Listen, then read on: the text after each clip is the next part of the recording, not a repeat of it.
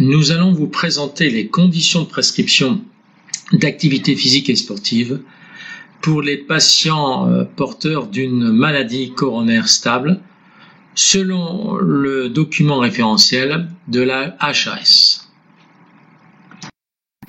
La maladie coronaire stable est la première cause de mortalité dans les pays développés. L'activité physique d'intensité modérée et régulière a un effet en prévention primaire, secondaire, tertiaire de la maladie coronaire stable. La maladie coronaire stable ou cardiopathie ischémique est la maladie cardiaque la plus fréquente. Elle se caractérise par un rétrécissement athéromateux des artères coronaires. Le risque de survenue d'une maladie cardiovasculaire chronique dépend du niveau et de la durée d'exposition aux facteurs de risque cardiovasculaire. Il est recommandé d'évaluer le niveau de risque cardiovasculaire individuel selon la classification européenne du risque cardiovasculaire qui utilise l'indice SCORE. Lors d'un exercice dynamique, caractérisé par une alternance de contraction et de relaxation des gros muscles musculaires avec une ventilation libre, les réponses cardiovasculaires sont caractérisées par une augmentation importante du débit cardiaque et de ses deux composantes, la fréquence cardiaque et le volume d'éjection systolique, et par une baisse associée des résistances périphériques. Au final, lors de cet exercice, la pression artérielle systolique augmente et la pression artérielle diastolique varie peu ou pas. L'élévation de la pression artérielle systolique est plus marquée lorsque l'exercice est réalisé avec les bras seuls qu'avec les jambes ou les jambes plus les bras. Les effets bénéfiques les plus connus de l'activité physique sur la maladie coronarienne stable sont indirects par une amélioration des facteurs de risque cardiovasculaire modifiables avec une action anti-athérosclérose par remodelage, la diminution de volume et la stabilisation de la plaque athéromateuse. Ces effets indirects expliquent un impact plus marqué de l'activité physique chez les sujets qui présentent un niveau de risque cardiovasculaire plus élevé. Les bénéfices directs de l'activité physique sont un effet anti-inflammatoire systémique, un effet anti-ischémique par une diminution du travail cardiaque à l'exercice et par une augmentation du flux sanguin coronaire avec une amélioration de la vasomotricité.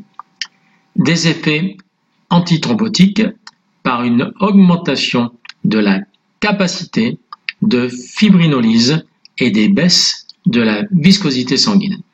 Enfin, un effet antiarythmique par une élévation du tonus parasympathique et des baisses du tonus sympathique.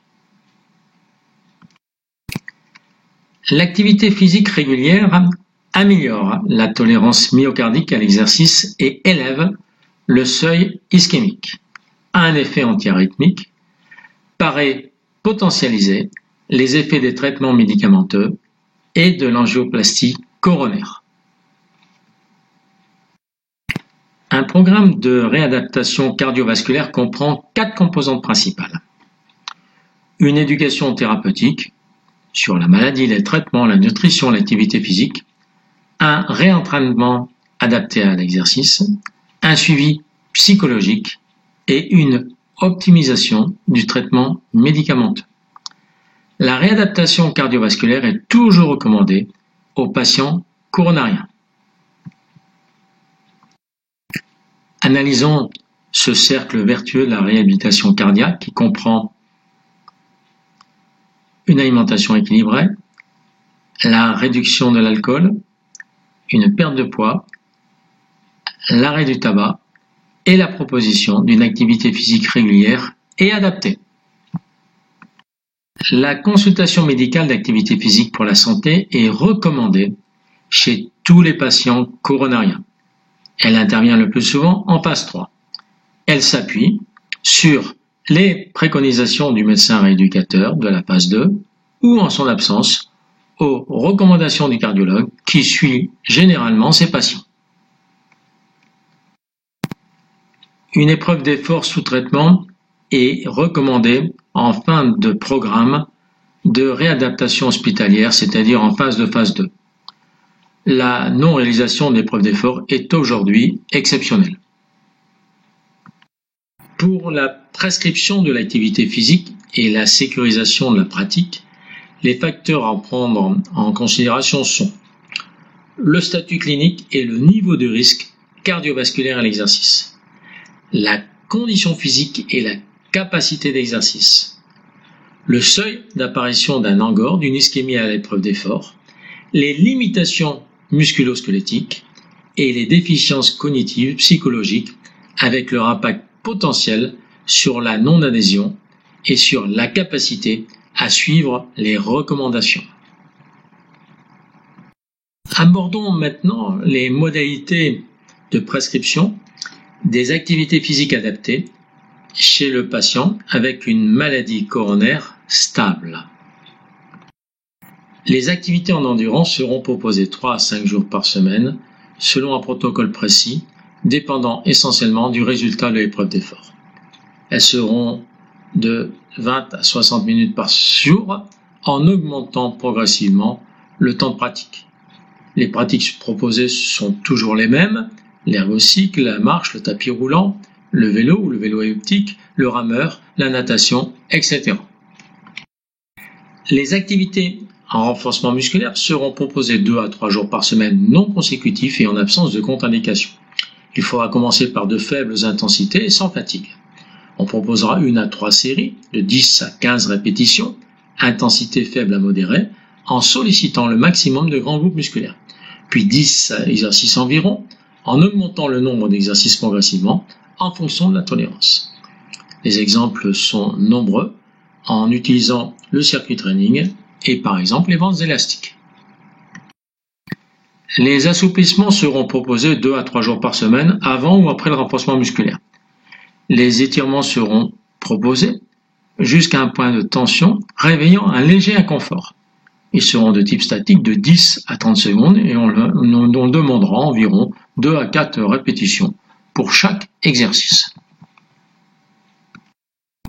On encouragera bien évidemment la mobilité active au quotidien, tous les jours au moins 10 minutes, puis 30 minutes par jour, intensité légère à modérée. Il faudra proposer de multiplier les activités pour éviter la lassitude. L'objectif motivationnel sera associé à l'utilisation soit d'un podomètre, soit d'un tracker d'activité, soit d'une appli de santé. Les exemples sont nombreux: marcher, faire ses courses, monter les escaliers, faire du jardinage, du ménage, etc. Nous venons de vous présenter les recommandations émises par la HAS pour les patients atteints d'une maladie coronaire stable. Une activité physique régulière fait partie intégrante de la prise en charge du patient avec une insuffisance coronaire stable. Elle augmente la tolérance à l'effort, réduit les facteurs de risque cardiovasculaires et elle réduit donc la mortalité. Pour la prescription d'activité physique, le médecin traitant s'appuie en général sur les préconisations du médecin rééducateur ou sur les recommandations du cardiologue. La prescription de l'activité physique sur ordonnance par le médecin traitant aux patients en ALD est précisée par un ensemble législatif complet. Vous venez de suivre la vidéo by IRBMS consacrée à la prescription de l'activité physique adaptée pour les patients ayant une maladie coronaire stable selon le référentiel de la HAS. N'oubliez pas de consulter les nombreuses ressources associées dans la boîte à outils, les autres MOOC Sport Santé et de consulter notre site www.irbms.com et ses nombreuses pages Sport Santé.